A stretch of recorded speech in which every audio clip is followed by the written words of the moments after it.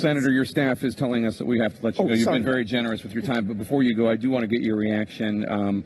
Senator Bernie Sanders on the stage alluded to the fact that he was having this big rally in Queens and he was going to have special guests. We have found out, CNN has been told by sources, that Congresswoman Alexandria Ocasio-Cortez from New York, Ilhan Omar from Minnesota, and Rashida Tlaib from Michigan are going to be endorsing Senator Sanders. You're in the progressive lane with him as well. I know that those are three allies of yours as well. What do you make of that? Are you disappointed that they're not endorsing you? Look, I have great respect for all three of those women. I think they are terrific. And here's what I know for sure. When this primary is over, we're all going to be on the same side. All right, Senator Elizabeth Warren, Democrat of Massachusetts, thank you so much. That is Warren finding out that the squad, or at the very least members of the squad and the main members of the squad, were endorsing one independent senator from Vermont, Bernie Sanders. Feminists, liberal feminists within the Democratic Party, the identitarians rage. How?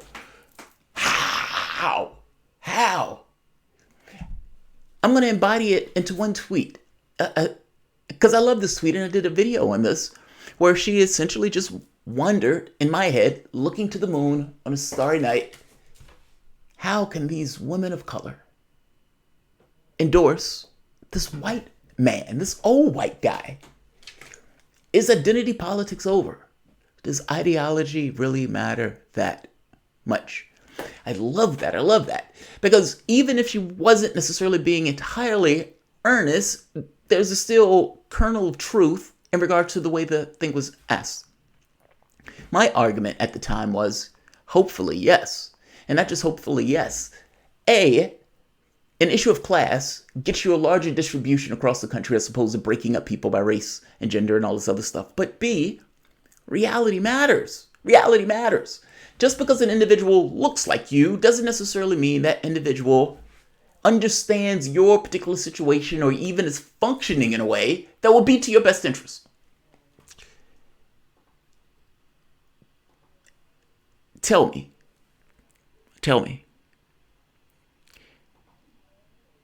Obama admits that 95% of the gains went to the top 1%, and this was in 2013.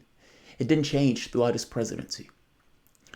If Bernie Sanders won this race as opposed to Obama, do you believe that 95% of the income gains would have went to the top 1%? What do you believe Bernie Sanders would have done with the Occupy Wall Street, just earnest, honest rage of essentially the working class rising up, pissed off, realizing with a certain degree of consciousness that they are getting shafted? Obama helped to put those people down. What would Sanders have done with that? What would he have used that level of honest rage in order to do? The political capital. How would he have used that as opposed to Obama? I hope you get my point. Me as an African American voting for Obama as opposed to voting for Bernie Sanders. If I vote for Obama based on race, okay, I guess that's a symbolic victory.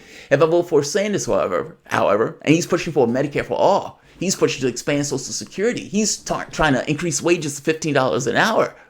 Understand what those policies does. If he gets rid of student debt, you're talking about decreasing the wealth gap, and you're talking about an injection of over $1 trillion into the bottom classes. They're going to spend that money into the economy itself. Even if you're talking about Medicare for all, you're talking about getting rid of major bills and getting rid of a major tax, or at the very least decreasing a tax. That is an unknown quantity. It's a dramatic difference. That's my point. This number does not happen under Sanders. And because that number doesn't happen under Sanders, healthcare, Medicare for all, getting rid of student debt, all of these things, I mean, $15 an hour, these are things that affect me, that affect my family, that don't get done under him for ideological reasons. And if I choose him on the basis of race, he's not functioning on the basis of race, he's functioning on the basis of ideology. There's a difference in those things. Choosing him against the Sanders would not be in my best interest despite the color of his skin. And it wouldn't be in the best interest of the bottom share of the population that voted for him because of the color of his skin in some measure. Is identity politics over with? God damn it, I hope so. I hope so. My argument was that AOC's endorsement of Sanders, even though it wasn't something that was guaranteed, it was understandable in those terms. Meaning, she worked as a waitress. She was at the bottom end of that income distribution scale. And this notion that she's supposed to choose a candidate who is an untrustworthy quantity based on the fact that she has a vagina, as opposed to choosing the person based on who would help people within the context of her experience. It would be an outright betrayal of who she is to not choose Sanders in that case. Even though other candidates in similar predicaments didn't do so. Let's listen to AOC silence her critics in explaining. And to be honest, she's not going to silence her critics. But my point is, this should, in an honest world, shut her critics up because it explains everything that I said. I've been terrifically right on this. And she's going to explain why she endorsed Sanders. I wish I could play this entire speech because this thing was awesome. But I'm just going to play roughly 2-3 minutes of it. Welcome to the Soapbox.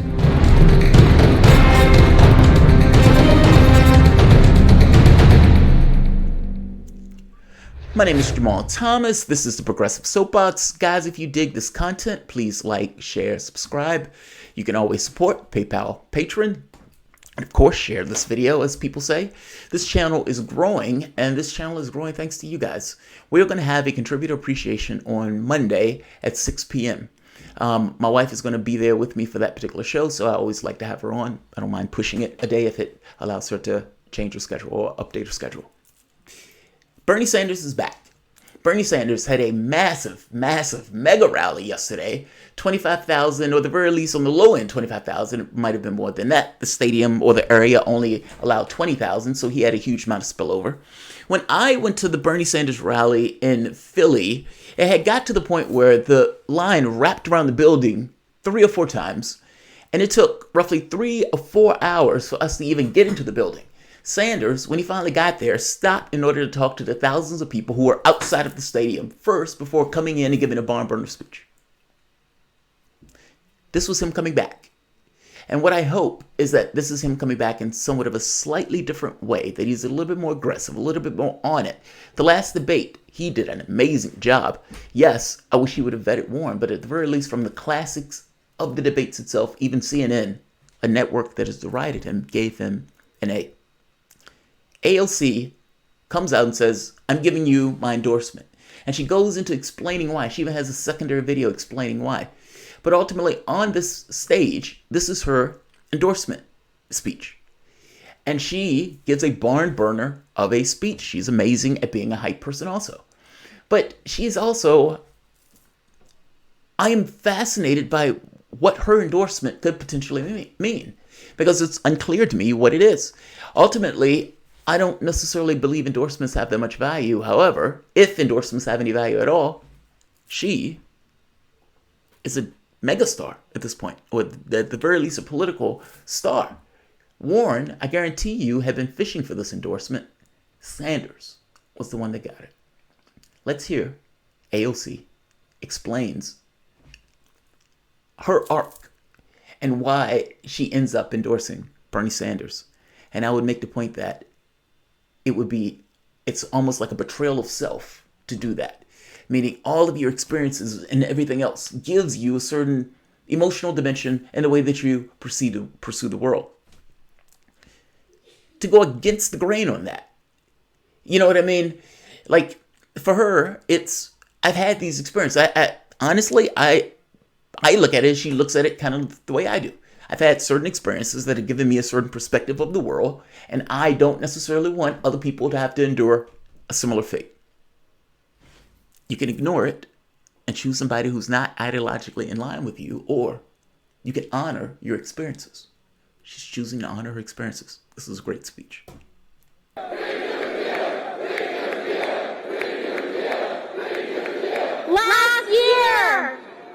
Last February, I would tell everyone to turn around, but there's a lot in our way. But last February, I was working as a waitress in downtown Manhattan. at a taqueria. I worked shoulder to shoulder with undocumented workers who often worked harder and hardest for the least amount of money. I was on my feet working 12-hour days with no structured breaks. I didn't have health care. I wasn't being paid a living wage. And I didn't think that I deserved any of those things. This was the most fascinating aspect of the speech, if I'm being honest. It's the psychology of sorts. Capitalism puts us in this notion that we are, almost in a weird cultural way, individuals. And we are, to some degree, individuals. We have our thoughts. And we believe those thoughts are encased in our heads and that are separate from other people. But that's a cultural thing. That's not a natural thing. I mean, in the sense that we see each other and how we try to make life for each other, either better or worse, in the decisions that we make. We can come together and ensure that people have healthcare and education, and we have certain rights as individuals that go beyond any notion of profit seeking. Or we can take the perspective that we have. Each person is an individual. They rise or fall on their own. Government gives moderate protections for that stuff, but ultimately people are left to their own devices. Profit matters more than anything else. And despite the values that people teach their kids and everything else, the lesson, the real lesson that they learn is the feedback mechanism in the society to which we operate. Profit matters more. That's what they're going to learn. They're going to learn it pretty fast. Her processing of the world is built within the context of that system. She's working at a job, somebody is giving her a wage, and she believes that what she does is not important enough to make a larger wage. And so what she gets is the modicum of how tiny that it is, she accepts and goes along with it. Meaning she's underpaid. She knows to some degree she's underpaid, but by the same token, she thinks to herself, this is all I do, and so I don't want anything else. She's not alone in that thought. That's an honest thought. I got to be honest. I don't think I would have ever admitted that, but she does. It takes a little bit to pull yourself out of the system itself and look down upon it and think to yourself, just in real terms, well, these are human beings. And regardless of how my process is entirely cultural. Is it fair or is it right for human beings who essentially build a society to end up in poverty? Is it fair for them not to have health care?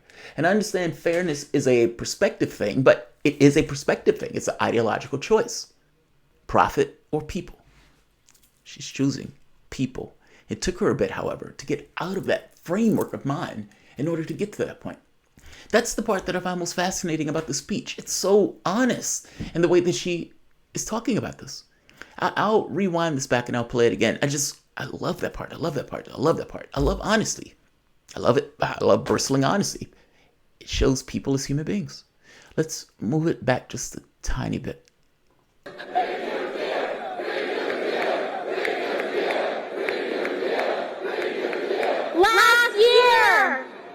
Last February, I would tell everyone to turn around, but there's a lot in our way. But last February, I was working as a waitress in downtown Manhattan at a taqueria.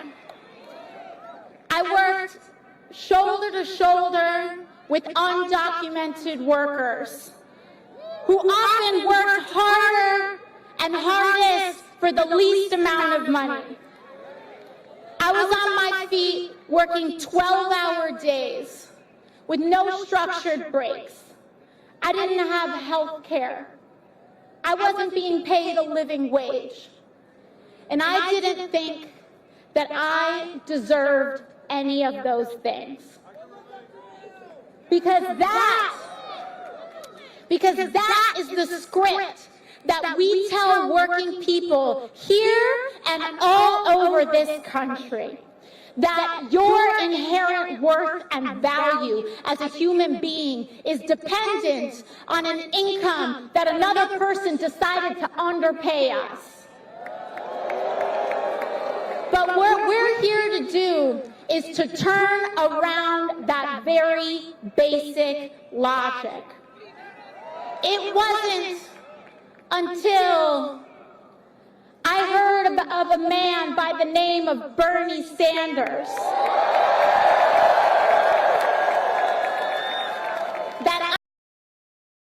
Just to be clear, she's not alone in this. And she's saying something that is, you can say, kind of profound. Muted, yes, but profound nonetheless. I had that psychology. That psychology was turned around in me, and workers all throughout the United States has the psychology that they are not worth enough. Meaning what they're getting paid and everything else, for the most part, their inherent worth is being determined by the paycheck to which they receive. She said that logic needs to be turned around. This is more than just putting a particular person in office, or more than just doing this for basic politics. It has to do with transforming how this country, particularly the workers in this country and the poor, see themselves and see their inherent worth. God, this takes me back. When I originally started this channel, this is the stuff that I used to argue. People have an inherent value. And in that inherent value, to which at the very least we can agree upon, our society should be structured as such. It should be structured for human worth, human development, not necessarily from the standpoint of profit. She's hitting on that. That's, I love that. Let's keep going. I began to question and assert and recognize my inherent value as a human being that deserves health care, housing, education, and a living wage. This is why politics is interesting. And not just politics, reality. The video is at the bottom if you don't want me to interrupt. I'm sorry. What is a person worth? Right. What is a person worth? What does a capitalist answer that with? And what does a person who's not a capitalist answer that? Meaning, if you are a part of the top 1%, you can look at what she's saying and say nonsense. And that person would be absolutely right. Ultimately, their perspective of the world is what they want the world to be. It's absolutely subjective and entirely dependent upon the perspective of the individual. If you are at the bottom income distribution scale, you, however, have the exact same right to exert your political ideology, meaning your particular political ideology can be, I don't like that guy being a billionaire. Billionaires shouldn't exist. Those are political decisions that we make in our society, not necessarily acts of God. And if you get enough people to agree with you on that, that becomes law. These are political choices. These are ideological choices. What do you want the world to look like? Right and wrong in this case entirely don't necessarily apply. What do you want the world to look like? And you push for that particular political objective. And you try to get the working class, who will be best served by taking a perspective of the world that is in the best interest of the working class. You need to get enough of them to back you. And sadly enough, not all of them will. Culture is strong. Now, I was born across this river in the Boogie Down. And like many first, second, and third generation Americans, I grew up between two worlds in multiple contexts. My mom was born in Puerto Rico. My dad was born in the South Bronx while the Bronx was burning. And again, let's listen to our history. My dad was born when the Bronx was burning, when landlords began to turn into arsonists because the insurance payouts were more valuable than the families that lived inside those buildings. Now, that was the backdrop by which my parents started their lives. And the backdrop upon which I started mine was in a one-bedroom apartment in Parkchester in the Bronx. They worked hard. We had a mattress on the floor and a crib in the closet, and that's how we started our American dream. A woman who started life like this. Why would she not support Sanders?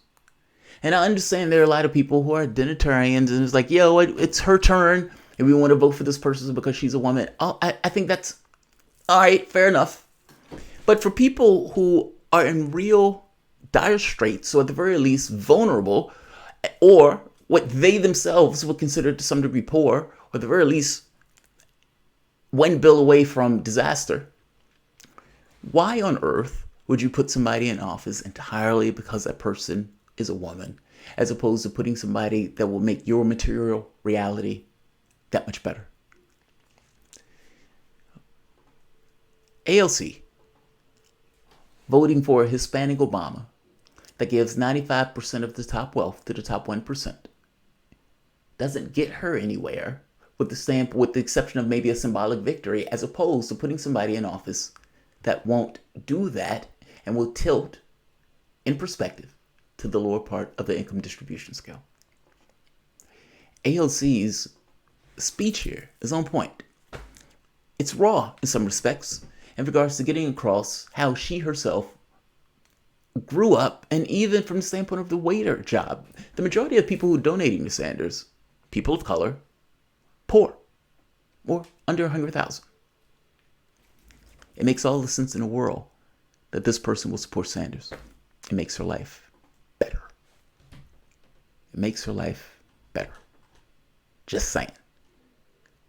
Like, share, subscribe.